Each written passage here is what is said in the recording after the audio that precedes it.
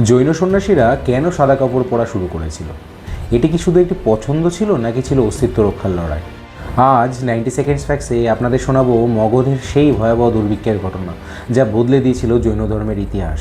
খ্রিস্টপূর্ব 4th শতাব্দী, অর্থাৎ চন্দ্রগুপ্ত মৌর্যের শাসনকাল। আর তখন টানা 12 বছর ধরে মগধে চলছে এক ভয়াবহ দুর্ভিক্ষ। তাই সম্রাট চন্দ্রগুপ্ত আর তার সবার অন্যতম এক আচার্য ভদ্রবাহ, তারা এই দুর্ভিক্ষের প্রকোপ থেকে ধর্মকে রক্ষা করতে জৈন অনুসারীদের নিয়ে কর্ণাটকা শ্রাবণবেলগোলা সেখানে যাওয়ার সিদ্ধান্ত নেন।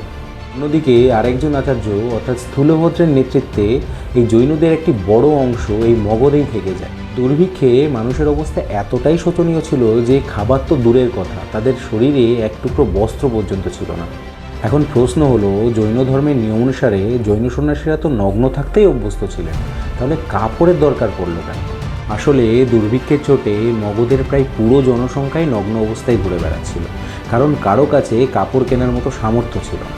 এর ফলে এক বিশাল বিভ্রান্তি তৈরি হলো, কে সাধারণ অভাবী মানুষ আর কে আসলে ত্যাগী জৈন সন্ন্যাসী, এটা আলাদা করা প্রায় অসম্ভব হয়ে পড়েছিল।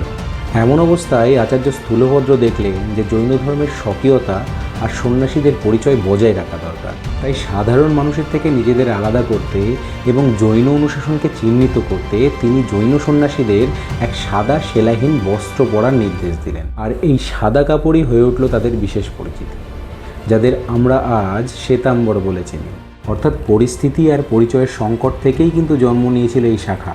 আচ্ছা, শ্বেতাম্বর মানে তো শ্বেত প্লাস অম্বর, যেখানে শ্বেত মানে সাদা আর অম্বর মানে বস্ত্র। তাহলে বলুন তো, যে জৈন ধর্মের পুরনো পন্থাধারী দিগম্বর, এই দিগম্বরের মানে কি? অবশ্যই কমেন্টে জানান আপনার উত্তর, আর সাথে ফলো করুন 90 সেকেন্ডস ফ্যাক্টস।